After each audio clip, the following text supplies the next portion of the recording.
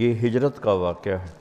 ہجرت سے اسلام کے بڑھنے، پھیلنے، پھولنے کے مواقع میسر آئے۔ اس لیے جب ہم اپنا کیلنڈر جب بنانے لگے صحابہ، حضرت علی نے رائے دی کہ ہجرت سے شروع کریں، تو عمر رضی اللہ تعالیٰ نے حضرت علی کی رائے پہ فیصلہ فرمایا کہ ہاں ہجرت سے ہمارا سال شروع ہوگا۔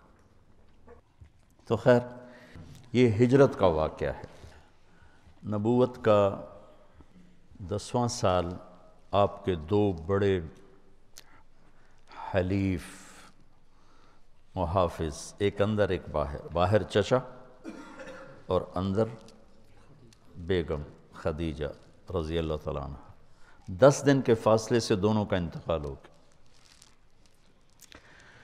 تو پھر آپ نے سوچا کہ میں ہجرت کروں۔ طائف کی ہجرت تو ناکام ہو گئی، تو یہ نبوت کا 10واں سال تھا، 11واں، جب آپ مینا کی وادی میں حج میں چکر لگا رہے تھے، تو جمرۃ الکبریٰ جس کو بڑا شیطان کہتے ہیں، وہاں کچھ نوجوان ملے یثرب کے، بیٹھے ہوئے تھے، وہ تھوڑی سی وہ آگ جلا کے روشنی کر لیتے تھے۔ ابو الہیثم بن تیہان،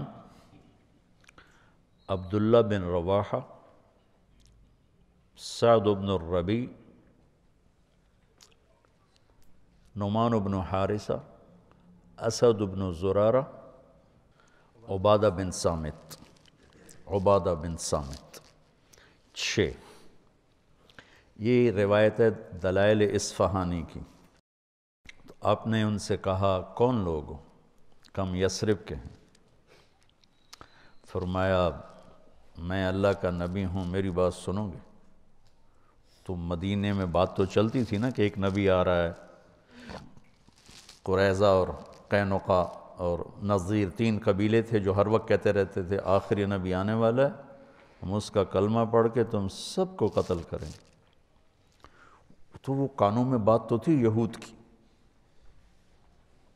کہنے کا سناؤ، تو آپ قرآن سنایا کرتے تھے۔ وَإِذْ قَالَ إِبْرَاهِيمُ رَبِّ اجْعَلْ هَذَا الْبَلَدَ آمِنًا سے لے کر آپ نے هَذَا بَلَاغٌ لِلنَّاسِ، یہ سورہ ابراہیم کا آخر سنایا۔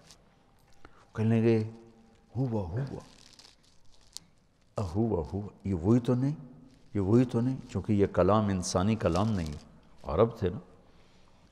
تو کہنے لگے واقعی یہ وہی نبی لگتا ہے جس کی وہ یہود بات کرتے ہیں، تو فَاسْبِقُوا قَبْلَ أَن تُسْبَقُوا، اب پہل کرو یہودیوں سے۔ تو یہ 6 نے کلمہ پڑھ لیا، آپ خوشی سے ایسے باغ ہو گئے۔ انہوں نے کہا ہم اگلے سال آئیں گے۔ تو آپ نے سارا سال ان کا انتظار کیا۔ اگلے سال 12 آئے، 5 ان میں سے تھے اور 7 اور تھے، اور البیعۃ العقبۃ الاولیٰ جسے کہتے ہیں، پہلی بیعت ان 12 لوگوں نے کی، نبوت کا 12واں سال۔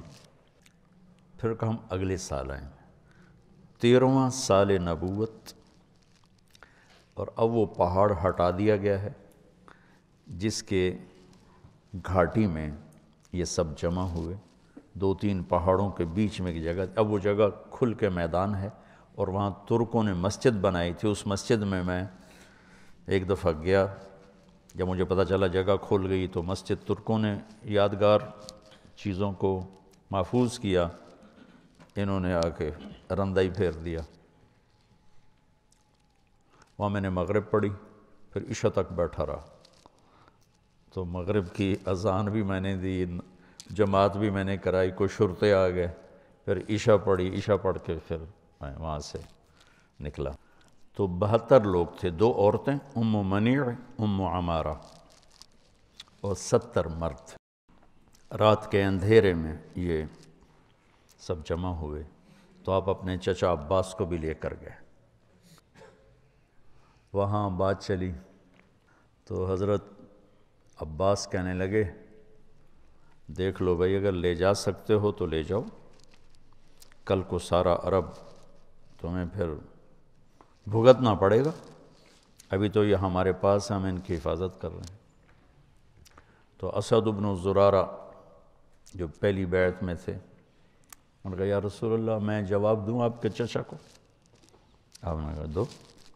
اس کا خلاصہ یہ ہے کہ عباس، کسی ایسے شخص کو اپنا سردار ماننا جسے قوم نکال دے، یہ عرب میں کوئی آسان کام نہیں ہے، جبکہ ہم خود بھی سردار ہیں۔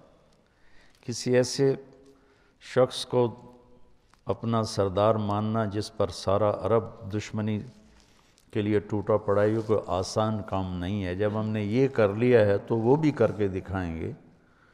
ہم بھی ابناء اور رجال ہیں، تلواروں کے سائے میں ہی پروان چڑھے ہیں۔ اقبال نے تو ایسے ہی تخیلاتی شاعری کی نا،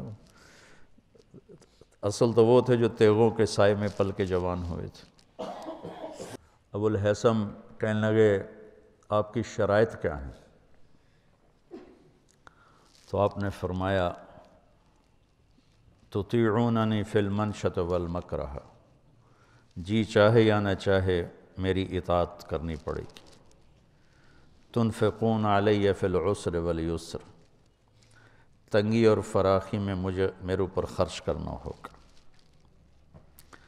تمنعوننی کما تمنعون انفسکم و اہالیکم، میری حفاظت کرو گے جیسے اہل اولاد کی حفاظت کرتے ہو۔ تامرون بالمعروف و تنہون عن المنکر، تبلیغ کا کام کرو گے، بھلائیوں کو پھیلاؤ گے، برائیوں کو مٹاؤ گے۔ تجاہدون فی سبیل اللہ، اللہ کی راہ میں جہاد کرو گے۔ ولا تخافون فی اللہ لومۃ لائم، اور اللہ کی منشا اور رضا میں کسی لعنت کرنے والے کی لعنت کی پرواہ نہیں کرو گے۔ 6 بات۔ تو بیعت کے لیے لوگ کھڑے ہونے لگے تو ایک انصاری صحابی عباس بن مرداس وہ کھڑے ہو گئے، کیا ہوا؟ کیا ہوا؟ کہنے لگے بیعت سے پہلے 100 دفعہ سوچ لو،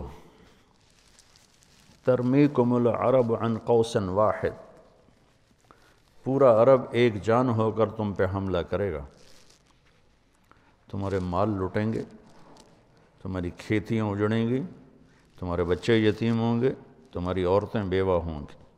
اگر یہ برداشت کر سکتے ہو لے جاؤ، یہ دنیا اور آخرت کی بھلائی ہے، اگر کل کو چھوڑنا ہے تو ابھی چھوڑ دو۔